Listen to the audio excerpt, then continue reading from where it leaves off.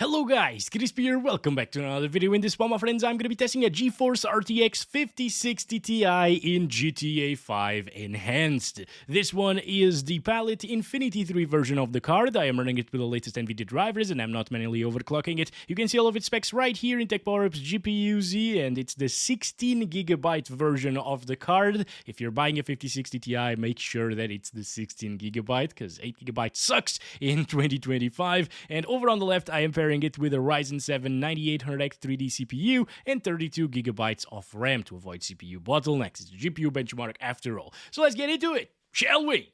And let's go over the settings first. I am starting at 1080p resolution using the very high RT settings. So ray tracing is enabled on very high. It's not the maximum RT settings, but it's just a little bit below it. As you can see, there's only this one over it. DLSS is set to DLAA, and I am overwriting it in the Nvidia app to use DLSS4, which looks better, and everything else is as is. I will disable the motion blur. Oh, it's already disabled in this preset. Good stuff.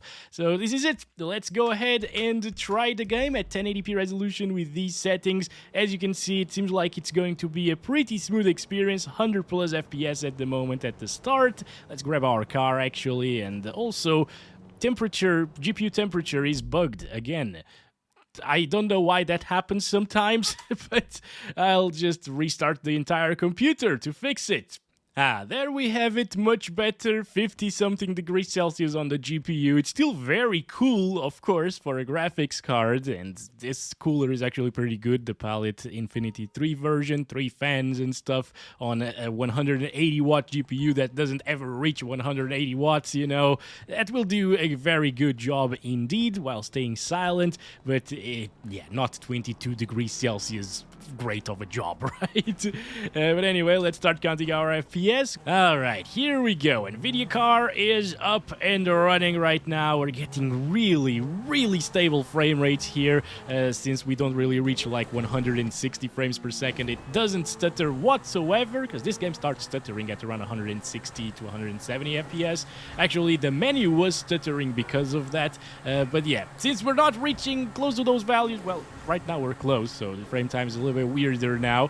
You might want to lock your FPS to like 144, okay? Just to make sure that 1% lows are great, but I'm not gonna do that because, well, this is a benchmark video. The RTX 5060 Ti doesn't have a problem whatsoever, and the 8GB version would do pretty much the same job here at this resolution, even with the ray tracing on very high, because as you can see, the VRAM allocation, oh my goodness, I'm so sorry people, okay? I'm trying here, I'm trying, okay?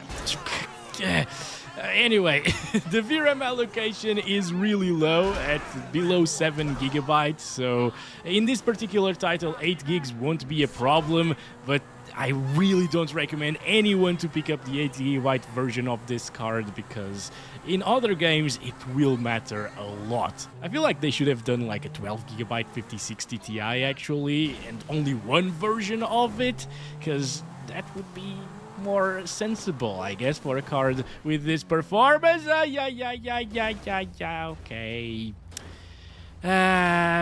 So the benchmark run is not going as well as I expected it to go. Come on, buddy, please flip the car around. Thank you very much, Michael. Well, at least over here it's actually really intensive. As you can see, 100 FPS there. And not dropping from 100 though, so it's going to be a very stable, high refresh rate experience all of the time. But we can't see Jack. I did see Jacqueline there, by the way, for a split second while we were flying, but yeah, Jack is not here, unfortunately. Let's go inside of these bushes, also dropping into the lower 100s at times. Really intensive stuff, 104. And Bob is here, at least. Goodbye, Bob! I'm so sorry, Rex! Why would you go in the line of fire like that? You knew what was coming. Oh my. This is a terrible benchmark. So yeah guys, a pretty good and stable experience here at the 1080p resolution. You could increase the settings to use like the maximum settings in the game, but it will look pretty much the same as the very high RT settings. So there's not really that big of a difference there, and well, this is high refresh rate experience all of the time, so you might just leave it like this and enjoy that smooth, buttery smooth frame rate. Oh yes. But let's go up to the 2560 by 1440 resolution, target resolution for this GPU, I think. DLAA still, by the way, this looked really good even at 1080p resolution with DLAA, so no problems using that. Just make sure that you make the override in the Nvidia app. Damn, that's really vibrant, Jesus.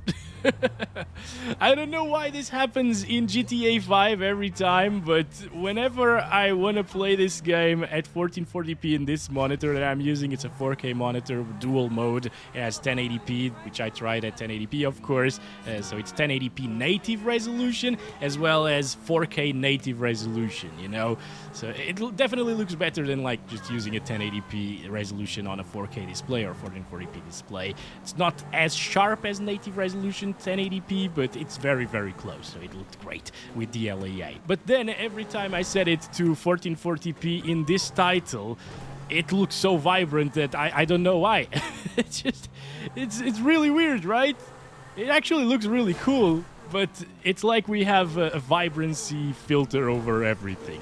This shouldn't happen with your 1440p monitors and stuff like that. It certainly didn't happen in my full review of the 5060 Ti in this title, which I did it in 1440p resolution with another 1440p monitor. Anyway, you can see that this is actually a smoother experience than at 1080p, because now we're not hitting 150 plus frames per second at any point in the video, or the benchmark run actually, so it stays super stable. Frame time graph doesn't have a spike whatsoever, and it's just amazing, guys. This is a really good experience in GTA 5 Enhanced with ray tracing, and it looks awesome at the same time. But I do have an issue, by the way, which I haven't talked about in this video yet, with the ray tracing in this game, and that is the reflections are really low quality. As you can see, this is native resolution on top of this car. It looks super noisy. Yeah, it's definitely super noisy, you know.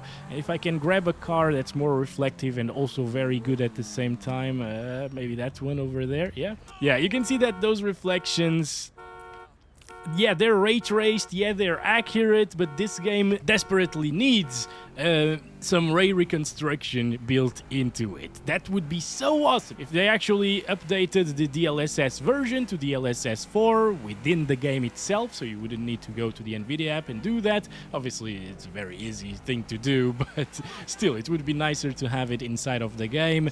And also, I'd like to see frame generation in this game, since it's single player. I mean, people play multiplayer as well, of course, a lot of people do. But yeah, the frame generation would be nice to have like double the FPS. Imagine like 200 frames per second on a 240Hz 1440p monitor. That would be super nice. It doesn't quite double it though, so it would probably be like 160s. Still nicer than 100 FPS, you know, without major hit to the visuals and sharpness. So I'd like to have seen frame gen and also that ray reconstruction, because, for example, in Cyberpunk 2077, without the ray reconstruction, the reflections are kind of like this, a little bit muddy, a little bit noisy and pixelated even. And then when enabling frame generation, even with DLSS quality, it looks insanely good. All right, just like super crispy, super nice detailed reflections. It needs ray reconstruction, basically. Now, 99 frames per second average, 87 1% lows. Also, this is sunny weather, of course, so it's not really reflecting a lot of things, you know. All right, finally, we got this. FPS are going to be kind of the same, maybe slightly lower than what we saw previously, but yeah, it's a really good look. This car is completely wrecked at the moment, or maybe it's the rain, actually. No, I think, yeah, it's definitely those two tires, the wheels on the back are completely wrecked. Oh my goodness, they're crooked like this, you know. Anyway, yeah, this is what you can expect here at 1440p resolution. Great experience once again. No need to utilize like DLSS quality, but if you want higher FPS, well, let's check it out. So DLSS quality, let's apply that. This will hurt the visuals in terms of reflections the most. Everywhere else it should be very similar, and indeed it is. Just maybe a slight bit softer and a tad bit noisier in some areas, but it does a really great job. It's DLSS4 after all, so at 1440p quality DLSS, it looks pretty good. And we gain about, what, 20% performance or something like that, maybe 25% performance. So this is good now for a 120Hz monitor or any high refresh rate monitor, actually, of course. You can take advantage of it just fine. And it's going to be noticeable, the difference between 100 FPS and 120 or 130 FPS. It's really, really nice. And yeah, let's just visit Jack, right? Because we haven't seen Jack in this video yet, and we need to see that bastard. Yeah, I think the visuals here with DLSS4 quality mode are actually really impressive. Damn, because I can barely tell a difference between this and native 1440p. Granted, I'm not using a native 1440p monitor, so on that it would be a bit more noticeable, of course, but it looks really close. It's like magic, you know? When I first tried DLSS back in, what, 2021, 2022, when Nvidia sent me the first card, which was the 3060 Ti, beautiful GPU, really good value back in 2021, or 2020 when it released, you know, it was $400, $399, and it actually matched the RTX 2080 Super, which was $699 in the previous generation. A high-end GPU from the previous generation being matched by a mid-ranger. It was pretty crazy. This one doesn't even match 4070 once again, so yeah. That's why I'm so disappointed. Hello, Jacqueline. How's it going? We can't see Jack, guys. Why isn't Jack here? Is it because the car is too shiny and bright? That's actually a little bit exaggerated right now. Damn, it's pretty crazy. Of course, we killed Bob already. That's why we're getting good performance and no more stuttering. So he's not there anymore. Good to see that. And yeah, if you want a little bit more sharpness, DLAA is the way to go.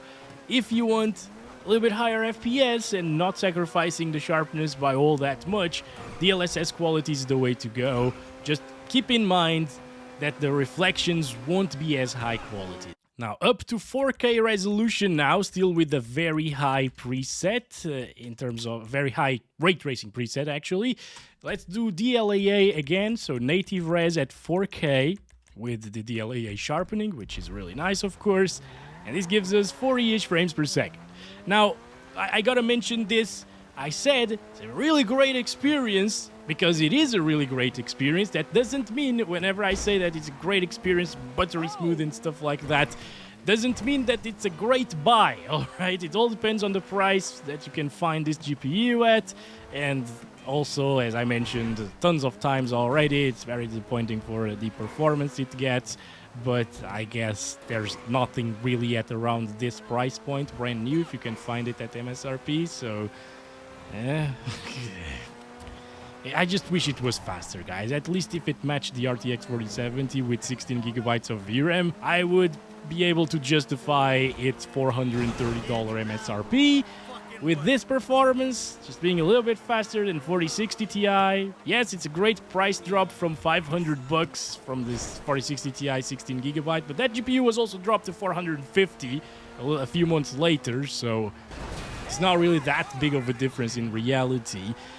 And it's disappointing. It's disappointing. But anyways, at 4K resolution, we will need to utilize some DLSS inevitably, because this isn't a great experience. It's 40s or 40 to 50 FPS most of the time. Maybe in Jack's Hill it's going to drop a little bit, and you know what? We need to go there, actually. Also, these are the best reflections that you'll ever see in this game, unless you play at like 8K resolution. Should we try it out? Maybe. Yeah, 4K resolution with DLAA, with the reflections, it actually looks really good.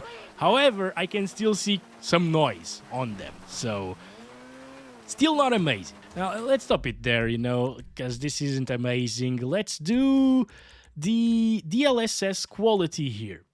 If it can get us 25% higher performance, it probably can get us 60 plus FPS, and indeed it does. Look at that. All right, much better. Obviously, again, the reflections quality will suffer from using DLSS here in this title, but in terms of the quality overall, the entire picture, it looks basically the same as native 4K. And again, I'm using a native 4K monitor here in this one, and it looks awesome. Let's see if we can see Jack finally, or if I'll need to restart from the previous save game. Jack! Finally, he's here, my friends. Look at, I love you too. What took you so long? I just noticed we got a big speaker right there on the middle of the car. Very nice. Look at that sunset. I mean, let's just stop. 69, of course. Alright, 69 FPS, come on. Alright, wait, let me adjust it. Okay, 69 FPS. Beautiful. It's the best thing ever, guys. The rain hitting the car, the sounds. It's pretty chill, right? I mean, tranquility. We're in a zen moment right here. You gotta try it out for yourselves, guys. Go into GTA 5, visit Jack, hear the rain, and see the sunsets. Beautiful. Now, it still drops into the 50s, as you can see. Mid-50s, maybe even low 50s in some areas. Not the end of the world, it's still playable, but we could do better. I mean, if it had frame generation, you'd just enable frame generation and call it a day. It would be at 60 plus 100% of the time, even at 100 FPS probably. But we don't have the frame generation here, so let's do balanced DLSS right now. And I think this will actually deliver those 60 plus 100% of the time. Let's check this out. Around here, 60s. Again, yep. Not bad whatsoever. Hello, Jack. He's back, my friends. Look at this. Still going strong, that sunset. Nice. Very nice. That's the major difference as well in terms of comparing this with the legacy version. During sunsets, it looks really good. But yeah, as you can see, it didn't drop anymore from 60 frames per second on balanced DLSS. Let's get out of here. Thank you. So it's going to be a really stable experience here, 60 plus all of the time. And the balanced DLSS, since it's DLSS4 once again, even though it's 58% resolution scale compared to 67% on quality and 50% on performance, it actually looks really good because it's DLSS4. Also, at 4K, it does matter that you have more than 8 gigabytes of VRAM. Sometimes it goes up from like 8,100 megabytes. So, yep, you can see it hitting 8,000 megabytes very often. There it is, like over here in this area, for example, the 8 gigabyte version would stutter because it went over 8,200 megabytes there. So, yeah, it's above 8 gigs basically. 8 gigs is 8,192 megabytes. So yeah, 16 gigabytes is a must, okay, if you have a 5060 Ti or if you are interested in buying it. Even in games like GTA 5 from a few years ago, yeah, we added ray tracing into it. But yeah, this is still with balanced DLSS, so it's not even native Ryzen, it's already hitting the limit of an 8 gigabyte GPU. Anyway, 75 frames per second average, 65 1% lows during the nighttime as well. Some people say it's more intensive during nighttime. I'm seeing that it's pretty much the same thing, honestly, in terms of FPS running around the city, or driving around the city, actually, with the ray tracing enabled. Yeah, we got a lot more light sources, but we also have fewer shadows in the overall picture because the sun isn't out, and the sun also casts some very interesting lighting and global illumination and so on. So, yeah, I mean, it ends up being pretty much the same thing, as you can see here. So no problems. Let's stop it right there. And I guess let's bump it up to 8K. And here we have it, 7680 by 4320 resolution. I'm using high settings this time around, and I'm going to disable the anti-aliasing altogether at 8K resolution. This still keeps a lot of things on very high, ultra, some of them on normal, of course, but it's a lot less intensive than having ray tracing enabled, and, well, it's 8K, so ray tracing at 8K with 5060 Ti, no. I mean, even high without ray tracing is very rough, as you can see, guys. Looks great still. We got that bloom effect and stuff that I don't particularly like sometimes, but in this game, I mean, I've grown to like it, I guess. Oof, already dropping into the 20s. This is not gonna be good, guys. All right, let's go with this car this time around. Start counting our FPS, I guess. This is bad. Nope, 8K is not gonna happen without DLSS. This isn't even in a very intensive forest area like Jack's Hill, and it's already dropping quite a lot. It's super choppy as well after seeing the high refresh rate experiences today. This is not good. And let's go ahead and try some DLSS. So let's go here. Where is DLSS? Oh, it's frame scaling, of course. Okay, so I'm going to do DLSS performance, which is actually the lowest DLSS version or value in this game. Guys, why is it getting the same FPS with DLSS performance as native resolution? This might be because the GPU just can't really handle this ultra high resolution very well. What about quality DLSS? Is it going to be more intensive than native res? It might actually be. 29 right there, standing still. Let's check it out now without any anti-aliasing whatsoever or upscaling. Come on. So turn this all off. 29, 33. Yes, it's more intensive with DLSS, so DLSS performance doesn't really help it a whole lot. This is something new, guys, because now we have enough VRAM for 8K resolution. For sure, like 16 gigabytes is plenty. You can see it's only utilizing around 12 gigabytes, or allocating around 12 gigabytes. But the GPU itself, either be it because of the bandwidth, or the 128-bit memory buzz, or just the core itself not being powerful enough, it just cannot do 8K properly, and it can't even do the upscaling properly. With other GPUs like 4070 Ti Super, for example, I think I recently tested it. I didn't test it at 8K though, but I know that some other GPUs at 8K resolution don't have a problem whatsoever with the upscaling, and when you enable upscaling, it works way better in terms of FPS. We've seen this happening with some other GPUs in the past as well, like I think maybe the 3050 at 4K resolution, because that's not powerful enough.